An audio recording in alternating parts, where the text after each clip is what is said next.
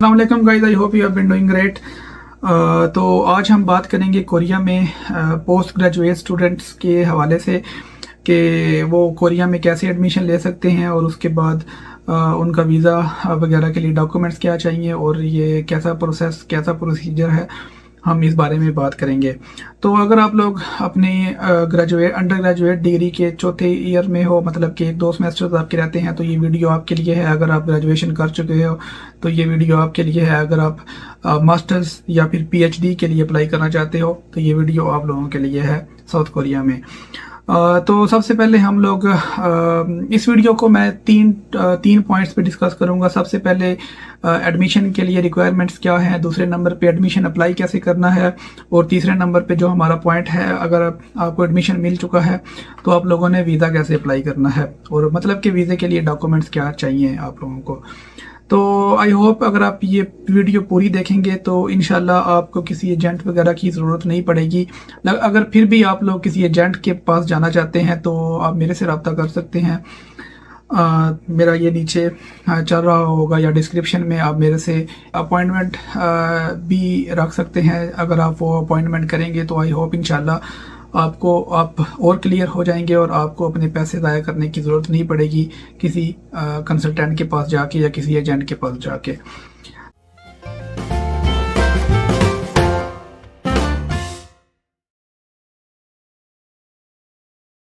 तो जो पूरी वीडियो है उसमें मैं दो चीज़ें मेंशन करना भूल गया था। एक चीज़ ये है कि जो मास्टर्स का जो पूरा प्रोग्राम है उसकी फ़ीस कितनी होती है साउथ कोरिया में। तो देखें कि जो फ़ीसें हैं मास्टर्स या फिर पीएचडी लेवल के लिए, उनकी फ़ीसें ज़्यादा होती हैं एज़ कम्पेयर टू बैचलर्स। तो आपको फ़ीस जो है, अगर आप सोल वाली साइड पे जाते हो तो वहाँ पे आपको ऑफ कोर्स ज़्यादा फ़ीस पे करनी होती है, क्योंकि वहाँ पे कुछ यूनिवर्सिटीज़ ऐसी हैं जो कि अगर आपकी स्कॉलरशिप ना लगे तो वहाँ पे 5 या 6 मिलियन कोरियन वॉन आपको फ़ीस पे करना पड़ती है, जो कि मेरे हिसाब से अगर आपकी स्कॉलरशिप ना लगे, अगर आपकी आइट्स बेस पे भी स्कॉलरशिप ना लगे और यूनिवर्सिटी अगर आपको कोई स्कॉलरशिप ना दे तो आई थिंक वो, और अगर आपने फ़ीस वो अपना यहाँ से कमा के यहाँ पे देनी है, मतलब आपके घर वाले आपको सपोर्ट नहीं कर रहे, तो क्योंकि यार मेनली ऐसा होता है कि जो स्टूडेंट होते हैं वो बस पाकिस्तान से किसी तरह निकल आते हैं, मतलब जो उनकी जो लोअर मिडिल क्लास या middle class upper middle class तक के जो स्टूडेंट होते हैं वही ज़्यादातर बाहर आते हैं। तो उनका ये सिस्टम होता है कि उन्होंने यहाँ पे पैसे कमाने और यहाँ पे लगाने हैं, तो उनका घर से आने वाली कोई चीज़ नहीं है। तो उस सिनेरियो में आपको, अगर आपकी फ़ीस तकरीबन 5-6 मिलियन कोरियन वॉन है तो वो काफ़ी मुश्किल हो जाता है आपको अफोर्ड करना। तो इसलिए, लेकिन जो नॉर्मल यूनिवर्सिटीज़ हैं साउथ कोरिया में, आप ऐसा करें कि जो बैचलर्स की जो फ़ीस है, मास्टर्स की जो फ़ीस है या पीएचडी की फ़ीस है, उसमें तकरीबन 3 million Korean von, Korean currency में 3 मिलियन कोरियन वॉन तक आपकी फ़ीस हो सकती है अगर आपकी स्कॉलरशिप नहीं लगती। और 3 मिलियन एक सेमेस्टर की है। अगले सेमेस्टर में भी अगर आप स्कॉलरशिप लेते, अगर आप 4 से अबव जीपीए लेते हो या फिर यूनिवर्सिटी की जो भी रिक्वायरमेंट है, तो आपकी 100% स्कॉलरशिप भी लग सकती है। तो ये सिस्टम है फ़ीस का। और तकरीबन 2 मिलियन कोरियन वॉन फ़ीस है। उसके बाद जो कोरिया में मास्टर्स या फिर पीएचडी लेवल के लिए जो आपने एडमिशन फ़ीस देनी है, एप्लीकेशन फ़ीस, वो तकरीबन 5 से 12 या 15, तकरीबन 50,000 से 1.5 लाख कोरियन वॉन तक आपने इनिशियल डिपॉजिट देना है, जो कि नॉन रिफंडेबल है। तो ये दो जो मेन फ़ीसेस हैं जो कोरिया में आप लोगों ने देनी है पाकिस्तान से, मतलब वीज़ा अप्लाई करते हुए। और इसके अलावा जो मतलब नॉर्मल जो फ़ीसेस होती हैं, मतलब पाकिस्तान में जितने भी आप लोगों के पैसे लगते हैं डॉक्यूमेंट्स में, पाकिस्तान इस्लामाबाद वगैरह आने जाने में, या फिर एम्बेसी फ़ीस, तकरीबन आप 15,000 ये लगा लें। अगर आप इस्लामाबाद या पिंडी के आगे पीछे रहते हैं या फिर कराची वाली साइड पे रहते हैं, तो अगर आप मेन सिटी में रहते हैं तो फिर तो इतना ज़्यादा नहीं है डॉक्यूमेंट्स का इशू, मतलब डॉक्यूमेंट्स टैक्सेशन के लिए। लेकिन अगर आप दूर में रहते हैं, जैसा कि मेरे सीन में, मैं मंडी बाउद्दीन से था, तो मुझे वहाँ पे इस्लामाबाद में जाने के लिए मतलब किराया वगैरह, डॉक्यूमेंट्स, आज आईबीसीसी में जा रहे हैं, फिर जी कोरियन एम्बेसी में जा रहे हैं, फिर जी फ़ॉरेन ऑफिस में जा रहे हैं, तो इस तरह मतलब किराया में काफ़ी ज़्यादा पैसे ज़ाया भी हो जाते हैं। तो अगर वो भी आप रखें तो 20-25 हज़ार ईज़िली आप उसमें मैनेज कर सकते हैं। लेस से 50,000 आप लोग कर सकते हो। तो ये फ़ीस है, मतलब कि उसके बाद आप लोगों का बस यही उसके बाद आप लोगों की मेडिकल फ़ीस है जो तकरीबन 5 से 10,000 तक है। और उसके बाद अगर आपका सब कुछ हो जाता है, अगर आपको एडमिशन मिल जाता है, तो फिर आपकी वीज़ा फ़ीस होगी। वीज़ा एप्लीकेशन फ़ीस जो आपने कोरियन एम्बेसी में सबमिट करानी है वो तकरीबन 10 से 15,000 है आई थिंक। तो ये सिस्टम है फ़ीस का। दूसरी बात ये है, ये तो होगी फ़ीस की बात। तो दूसरी बात ये है कि आप मेरे चैनल को लाजमी सब्सक्राइब करें, और क्योंकि यार थोड़ी सी मेहनत होती है, मतलब काफ़ी मेहनत होती है आप लोगों को इन्फॉर्मेशन देना। और तीसरी बात ये है कि बाकी प्रोसेस के लिए मेरी ये वीडियो है, ये एंड तक देखें। तो सबसे पहले हम बात करेंगे requirements of for admission. Admission के लिए कौन कौन से डॉक्यूमेंट्स चाहिए। तो इसमें सबसे पहले हमारे पास आता है आपकी जो ग्रेजुएशन है, आपकी जो बीएस की जो डिग्री है वो 4 साल की होनी चाहिए। अगर अब बहुत से मेरे पास क्वेश्चन आते हैं कि यार 2 साल की डिग्री है तो उसमें मास्टर्स के लिए अप्लाई हो जाएगा, तो बिल्कुल नहीं होगा। आपकी जो प्रीवियस डिग्री है मास्टर्स के लिए या फिर पीएचडी के लिए वो लाजमी ग्रेजुएशन 4 साल की होनी चाहिए। और अगर आप पीएचडी में अप्लाई करना चाहते हैं तो फिर आपको मास्टर्स की डिग्री 2 ईयर्स की होनी चाहिए।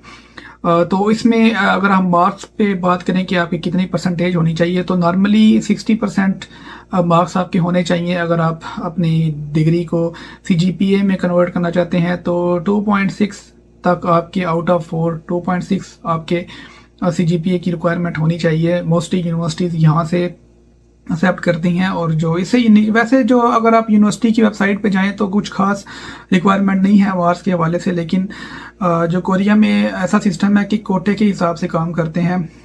मतलब कि मास्टर्स में लेस से कि कंप्यूटर इंजीनियरिंग है या फिर इलेक्ट्रिकल इंजीनियरिंग है, तो उसमें इस साल एडमिशन में आपको 20 या 25 सीटें चाहिए। तो उस हिसाब से जो आपका मेरिट है वो डिस्कस किया जाता है। तो आपका मेरिट आपके मार्क्स जो हैं वो कम अज़ कम भी 2.64 या फिर 60% से अबव होने चाहिए। नीचे हैं तो फिर भी अप्लाई कर सकते हैं। उसके बाद सबसे जो दूसरी चीज़ है वो है आईएलटीएस या फिर लैंग्वेज रिक्वायरमेंट आता है जिसमें आपको 5.5 बैंड्स चाहिए। ये उन यूनिवर्सिटीज़ में बात कर रहा हूँ जो कि एवरेज लेवल की यूनिवर्सिटीज़ हैं। अगर आप ज़्यादा अच्छी यूनिवर्सिटीज़ में जाना चाहते हैं, मतलब कि जो रैंकिंग में टॉप पे हैं या साउथ कोरिया की रैंकिंग में टॉप पे हैं, तो उसमें ऑफ कोर्स आपकी जो रिक्वायरमेंट है वो ज़्यादा होगी। इसलिए लेकिन जो नॉर्मल यूनिवर्सिटीज़ हैं वो आईएलटीएस 5.5 बैंड्स रिक्वायर करती हैं। तो यहाँ पे एक सवाल पूछा जाता है कि क्या आईएलटीएस ज़रूरी है। तो बिल्कुल ज़रूरी है।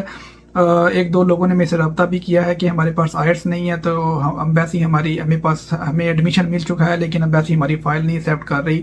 तो आप मेक श्योर करें कि आपने आईएलटीएस किया हुआ है, या फिर आईएलटीएस के अलावा आप लोगों ने टॉपिक चाहिए आपको टॉपिक लेवल 3। अगर आप कंफ्यूज हैं कि टॉपिक लेवल 3 कहाँ से करें, तो मेरी ऑलरेडी एक वीडियो बनी हुई है, आप मेरी वो वीडियो भी देख सकते हो।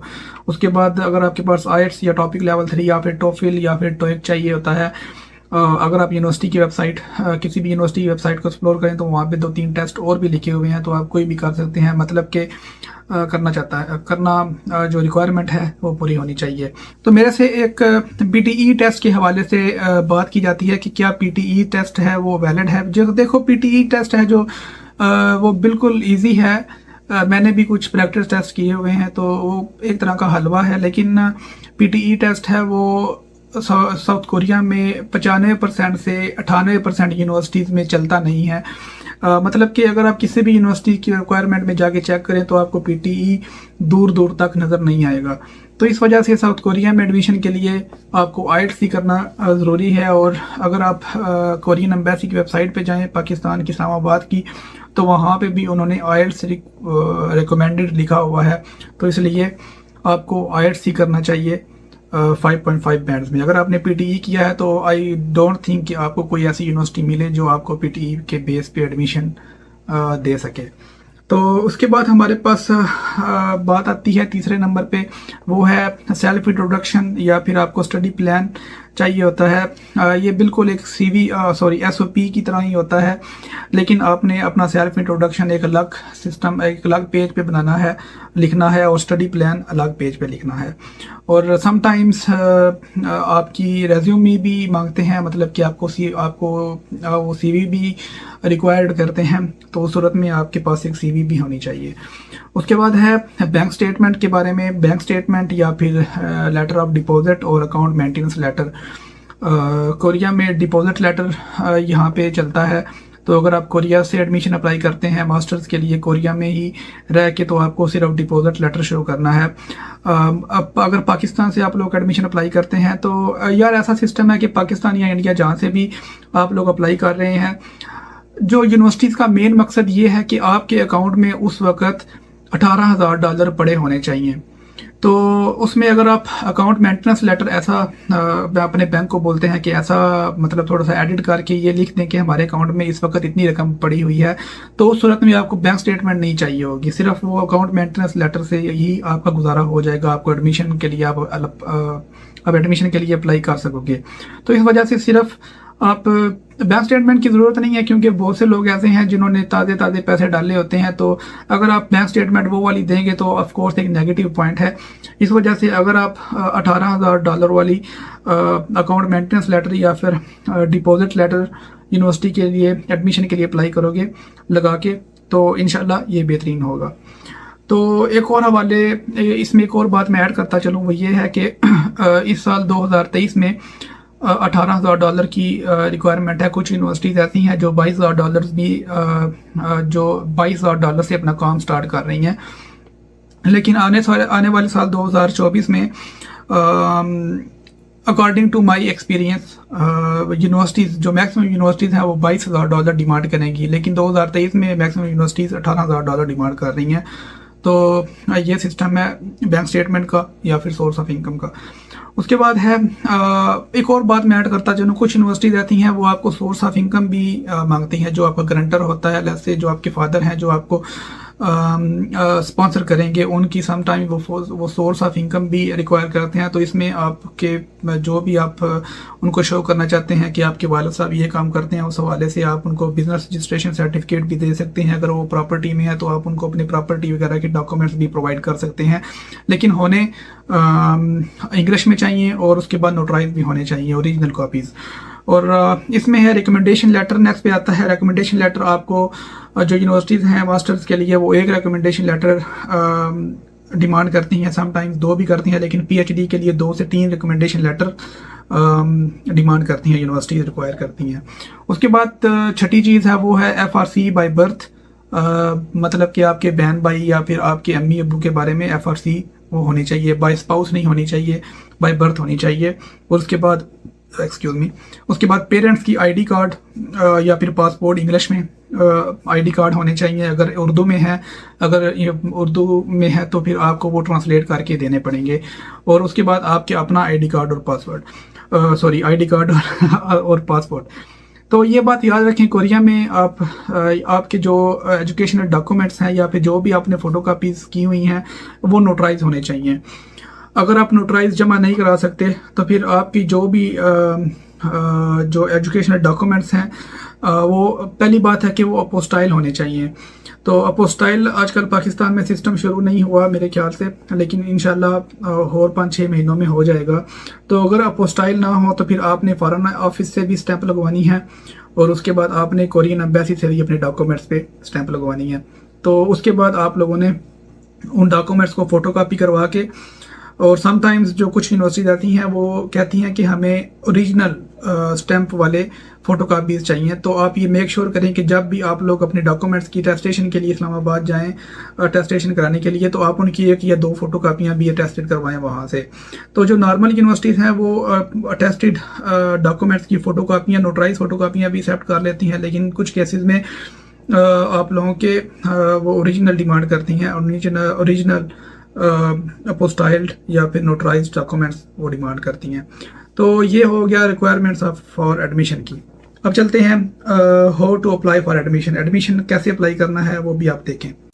तो गाइस, एडमिशन अप्लाई करने के लिए सिंपली आपने अपने होम पेज पे जाना है और यहाँ पे आपने सर्च करना है जिनहाक। तो जिनहाक पे आपने यहाँ से अपनी लॉगिन वगैरह करना है, आपने अपनी आईडी वगैरह पासवर्ड जो भी है आपने अपना अकाउंट बना के यहाँ पे आप देखें ये जो ऊपर कोरियन में लिखा हुआ है वेगुकिन, तो मतलब ये आपका खाना है, मतलब इन सब यूनिवर्सिटीज़ में एडमिशन ओपन है।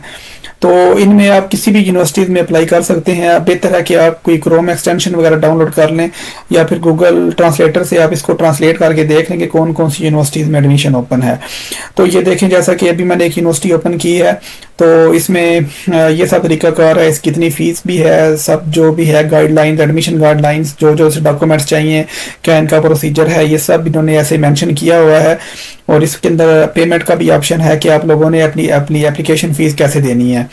तो ये हो गया एक तरीका। तो दूसरे तरीके में आप लोगों ने दोबारा अपने होम पेज पे जाना है और यहाँ पे आपने स्टडी इन कोरिया की वेबसाइट ओपन करनी है और यहाँ पे आप अपने दोबारा वही प्रोसेस लॉग इन या फिर जो भी करना है उसके बाद यहाँ पे आपने क्लिक करना है। और यहाँ पे आप देख सकते हैं कि किस किस यूनिवर्सिटीज़ में दाखिले ओपन है, मतलब एडमिशन आप इन सब यूनिवर्सिटीज़ में लैंग्वेज प्रोग्राम में अप्लाई करना चाहते हैं, मास्टर्स या फिर पीएचडी में अप्लाई करना चाहते हैं, तो फिर ग्रेजुएशन के लिए अप्लाई करना चाहते हैं, किसी में भी आप ये सब लिस्ट वगैरह है, आप इसमें सर्च करके आप अप्लाई कर सकते हैं। तो ये देखें कितनी यूनिवर्सिटी में एडमिशन ओपन है। अभी मैं इस यूनिवर्सिटी में अप्लाई करना चाहता हूं तो मैं इसको ओपन करूंगा। तो ये ऐसा तरीका है।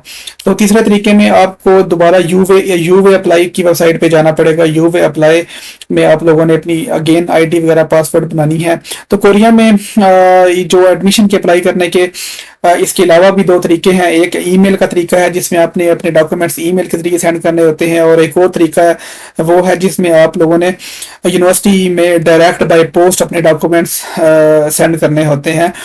तो कोरिया में ये तरीके एडमिशन के लिए इस्तेमाल होते हैं। तो एडमिशन मिलने के बाद फिर अगला प्रोसेस होता है वो डॉक्यूमेंट्स वगैरह सबमिशन का प्रोसेस होता है, जिसमें अगर आपको एडमिशन मिल जाता है तो फिर यूनिवर्सिटी आपको अपने डॉक्यूमेंट्स वगैरह सेंड करती है, आपने फीस पे करनी होती है। तो ये सब तरीके हैं जो जिसके थ्रू आप लोग चल के एडमिशन ले सकते हैं। तो तीसरे नंबर पे जो हमारे पास बात है वो है requirement for visa application. Visa application के लिए कौन कौन से डॉक्यूमेंट्स आप लोगों ने साथ लगाने हैं। इसमें सबसे पहले आप लोगों के एजुकेशनल ट्रांसक्रिप्ट्स आएंगे जो कि एम्बेसी से जो कि अपोस्टाइल होने चाहिए। अगर अपोस्टाइल नहीं है तो एम्बेसी से स्टैंप होने चाहिए वो, और फॉरेन ऑफिस से भी स्टैंप होने चाहिए। ऑफ कोर्स वो आपके ओरिजिनल डॉक्यूमेंट्स नहीं लेते, फ़ोटो कापीज़ लेते हैं, तो आप फ़ोटो कापीज़ भी, लेकिन वो ओरिजिनल सम टाइम चेक करते हैं, तो इस वजह से आपके पास ओरिजिनल भी होने चाहिए और फ़ोटो कापीज़ भी आप वहाँ पे देंगे। उसके बाद आपके पास लैंग्वेज सर्टिफिकेट आपके पास होना चाहिए। आईएलटीएस रिकमेंडेड है, अगर आपके पास टॉपिक है तो वेल एंड गुड। उसके बाद टोफिल या कोई भी है तो वो आपके पास होना चाहिए। उसके बाद एसओपी या फिर स्टडी प्लान और सेल्फ प्रोडक्शन, ये भी आप लिख के जाएंगे और ये भी आपने अपने डॉक्यूमेंट्स में लगाना है। चौथे नंबर पे बैंक स्टेटमेंट आएगी। आपके बैंक स्टेटमेंट आपके पास होनी चाहिए।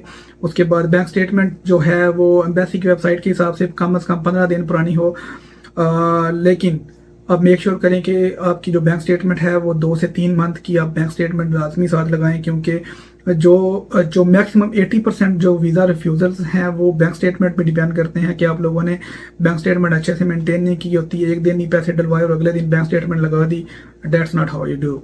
तो इस वजह से बैंक स्टेटमेंट आपने एक तगड़ी किस्म की लगानी है। उसके बाद आप अकाउंट मेंटेनेंस लेटर लगाएंगे। ऑफ कोर्स अगर आपके पास प्रूफ ऑफ इनकम है, आपके वालिद साहब का कोई बिजनेस है, तो आप अपने वालिद साहब के बिजनेस रजिस्ट्रेशन सर्टिफिकेट या फिर आपकी जो प्रॉपर्टीज़ लीज एग्रीमेंट्स वगैरह होंगे या फिर प्रॉपर्टी एवेल्यूएशन वगैरह होंगी, वो आप साथ लगा सकते हो अपने केस को स्ट्रॉन्ग करने के लिए। लेकिन जो मेन रिक्वायरमेंट है वो बैंक स्टेटमेंट की आती है, और बैंक स्टेटमेंट अगेन कम से कम $18,000 आपको चाहिए अपनी बैंक स्टेटमेंट पे।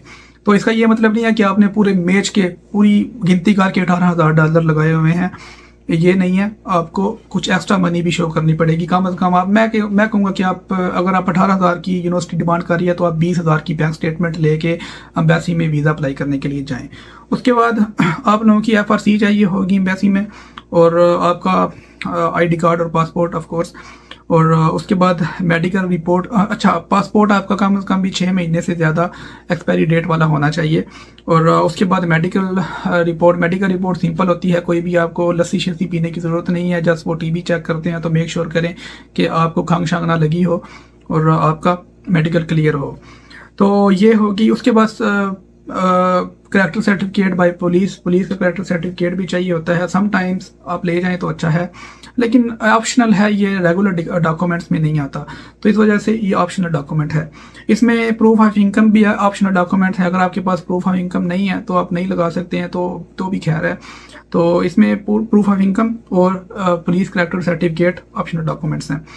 उसके बाद ये सब है डॉक्यूमेंट्स जो आपने रेडी करने हैं। कुछ डॉक्यूमेंट्स हैं वो यूनिवर्सिटी आपको प्रोवाइड करेगी। सबसे पहला जो डॉक्यूमेंट है वो है जब आप एडमिशन के लिए अप्लाई करेंगे और जब आपका एडमिशन अप्रूव हो जाएगा, फीस वगैरह दे देंगे, उसके बाद यूनिवर्सिटी आपको एडमिशन लेटर अपना इशू करेगी, जो बाय पोस्ट या फिर बाय PDF भी यूनिवर्सिटी आपको सेंड कर सकती है। तो आपने एडमिशन लेटर लेना है यूनिवर्सिटी से, और उसके बाद बिजनेस सर्टिफिकेट यूनिवर्सिटी का साओपचा कोरियन में कहते हैं, और इंग्लिश में बिजनेस सर्टिफिकेट या business letter, business registration certificate या बिजनेस लेटर कह सकते हैं इसको। तो आप लोगों ने ये भी साथ लगाना है। तीसरे नंबर पे अगर आपको यूनिवर्सिटी की तरफ से कोई स्कॉलरशिप प्रोवाइड की जाती है तो आप लोगों ने वो भी साथ लगानी है, स्कॉलरशिप लेटर भी।